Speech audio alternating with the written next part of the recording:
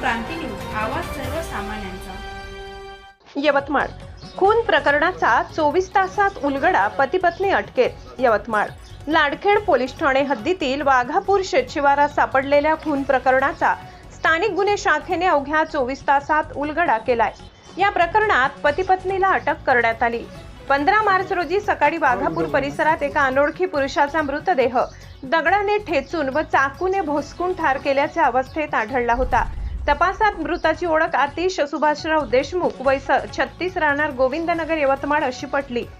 तांत्रिक तपासाच्या आधारे पोलिसांनी अंकुश नागोराव खोडे, वय 43 व त्यांची पत्नी रुपाली अंकुश खोडे, 38, राहणार दांडेकर लेआउट, यवतमाळ यांना ताब्यात घेतले।